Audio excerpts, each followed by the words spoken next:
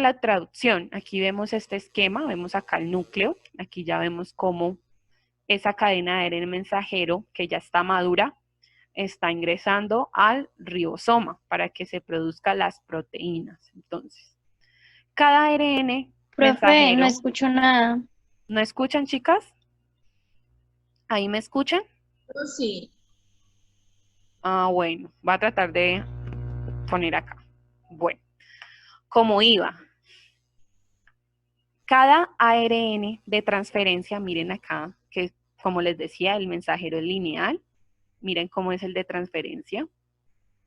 Cada ARN de transferencia se activa uniéndose a ¿qué? Miren esta bolita, a su aminoácido respectivo en el citoplasma y lo transporta a los ribosomas, que como les dije anteriormente es el organelo encargado de enlazarlos para formar ¿qué? No, Entonces, ahí se enlaza ¿para qué? Para formar el polipéptido, es decir, la proteína. Entonces, en el proceso de iniciación, esa subunidad pequeña del ribosoma, pues los ribosomas tienen dos unidades, una mayor y una menor. La unidad menor, si ustedes pueden ver en la imagen, se une el ARN mensajero y en la unidad mayor se une ¿qué? El ARN de transferencia. Entonces, ese ARN mensajero siempre se va a unir de manera 5' y a su vez el anticodón, este se conoce como anticodón. Aquí está el ARN de transferencia, que es un triplete, como lo ven, de ARN de transferencia. Se une al codón ¿cuál? Al codón del ARN mensajero. Aquí vemos las bases, siempre complementarias. En el proceso de elongación aparecen ¿qué? Más moléculas de ARN de transferencia y se unen ¿a qué? A la cadena de ARN mensajero. Entonces, gracias a que a las enzimas, aquí no se aprecian, pero hay unas enzimas que se llaman peptidiltransferasa. ¿Qué pasa con esa enzima? Imagínense que usted, aquí hay una línea. Esa enzima permite que los aminoácidos que se están formando se unan. Y esa enzima, gracias a que a enlaces peptídicos, esto aquí ya no son bases nitrogenadas, sino que enlaces peptídicos. Y ya en el proceso de terminación, ¿qué pasa? El ribosoma encuentra ¿qué? Su codón de parada. En el código genético existe un codón de inicio, siempre va a iniciar la traducción de proteínas con un codón y va a terminar. Ese codón de parada nunca tiene un aminoácido. Ahí termina la síntesis. Y se desacopla al sistema de traducción y se libera la proteína ¿qué? Sintetizada. Entonces ya se libera el aminoácido y ustedes saben que una cadena polipeptídica es la formación de muchos aminoácidos. Este es un esquema ya más como que podemos apreciar a simple vista, no la particularidad. El ADN se transcribe a ARN y se traduce a proteína. Entonces el ADN tiene nuestra información genética, el ARN es el mensaje transcrito que se traduce en ¿qué? En polipéptidos, hormonas, enzimas, proteínas, etc. El ADN nosotros ¿cómo lo podemos hacer? Pues son los genes, esos alelos, ese es el genotipo, nuestra genética, y la proteína, como nosotros lo apreciamos, es nuestro fenotipo, nuestras características, nuestro color de cabello, de ojos, esas características físicas, fisiológicas y hasta comportamentales. Entonces, esos procesos o mecanismos que vimos a continuación se ven enmarcados y son fundamentales en algo que se conoce como el código genético. Entonces, ¿qué es el código genético? Es el lenguaje que permite traducir la información del ADN para formar las proteínas. Entonces, ¿qué nos sirve el código genético? Entender por qué si se forman estos codones, ¿qué significan? ¿Por qué se forma la proteína? ¿Qué proteína se forma? Entonces, el ARN, antes de eso, existen 64 combinaciones de codones. Recuerden anteriormente que un codón son tripletes. de nucleótidos y se le denominan codones. Y entonces hay 64 combinaciones en el código genético. Y esas combinaciones se transforman en aminoácidos. El ARN mensajero que se sintetiza en la transcripción porta información en forma de codones que determina qué aminoácidos formarán parte de la proteína por sintetizar. Estos codones pues se organizan en el código genético. Entonces, la existencia de los codones fue planteada por el científico George Gamow. Él hizo una tabla en donde propuso y descubrió que había 20 aminoácidos que componían las proteínas. Entonces, también se propuso que la proteína tiene un codón de inicio, que en este caso es la metionina, que es un aminoácido, y tienen codón de terminación, ellos no producen un aminoácido. Miren, observen acá. Entonces vamos a ver las representaciones que se le han hecho al código genético. Tengan en cuenta, chicas, que existe más de un codón, es decir, 3 bases de nucleótidos que pueden mostrar varios aminoácidos. Por ejemplo, si ustedes observan aquí, en esta ruleta, acá hay una tabla, lo mismo. Si ustedes observan acá, aquí dice citosina, adenina y citosina.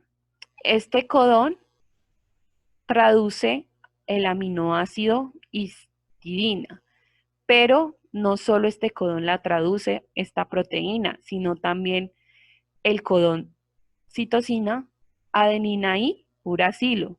Entonces, para que vean que varios codones pueden traducir varias aminoácidos. Esto es lo mismo, sino que se hace por una representación de tabla.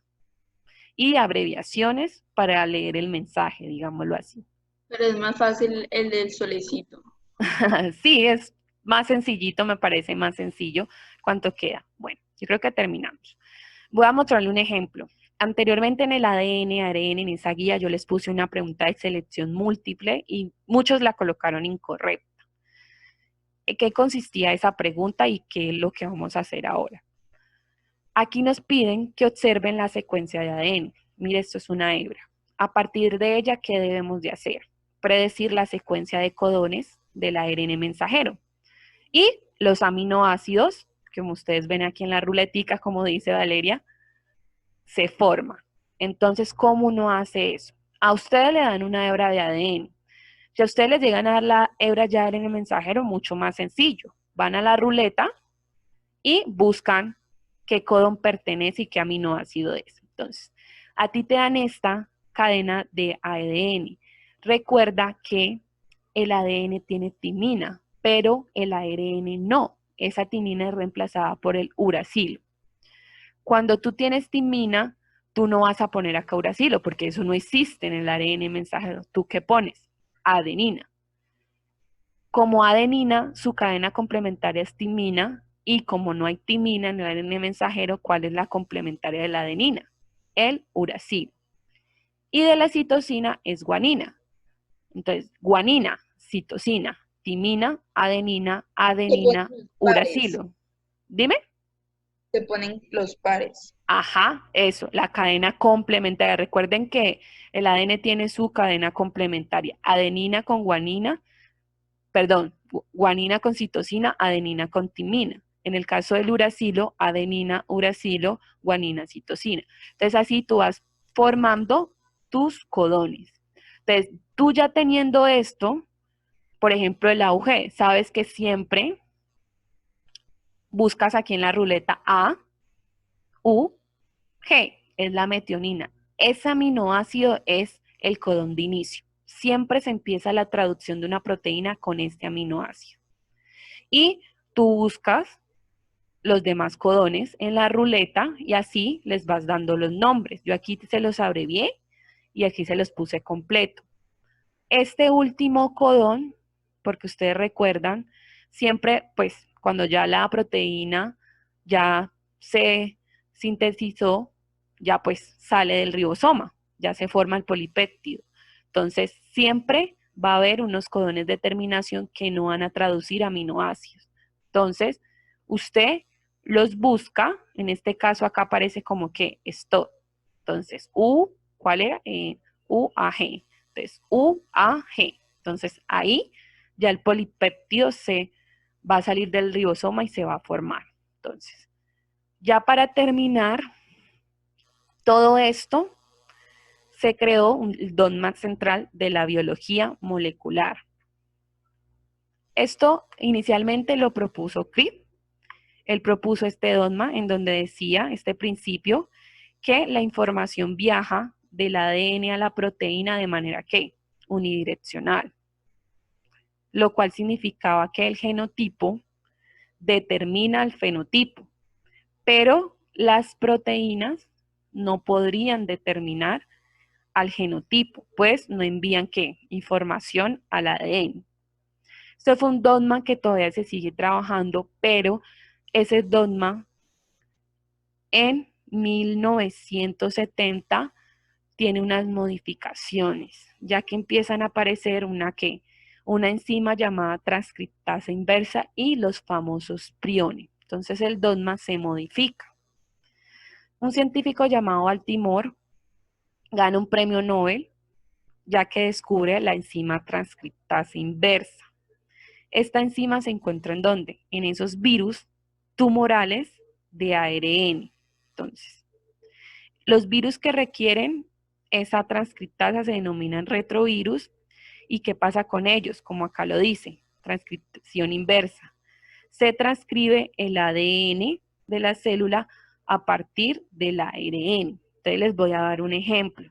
Eso pasa cuando un virus como el VIH infecta los linfocitos T. ¿Y qué son los linfocitos T? Eso hace parte de nuestro sistema inmune. Es un tipo de glóbulos blancos. Entonces, ese virus se fusiona a los linfocitos T. ¿Y qué pasa? Como se fusiona, libera su ARN. Entonces, ¿qué hace esa transcriptasa inversa? Obtiene ADN a partir del ARN viral. Entonces, ese ADN se integra con el ADN del linfocito y ¿qué pasa? Infecta la célula. Entonces, así es como se provoca la enfermedad llamada síndrome de inmunodeficiencia adquirida.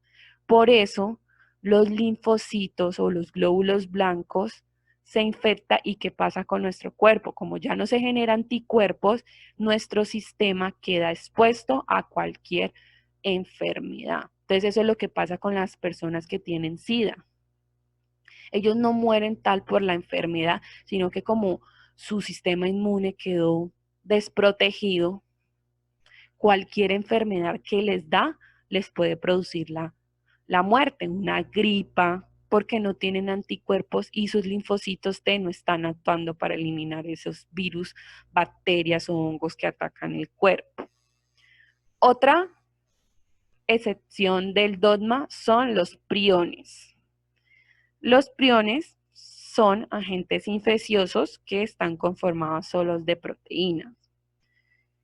Ellos son el descubrimiento de ellos fue algo como muy importante para la ciencia porque los priones se replican, o sea, ellos se pueden replicar sin realizar procesos de transcripción y traducción. Y los priones son causas de muchas enfermedades, entre ellas la encefalopatía, que es un desorden neurológico.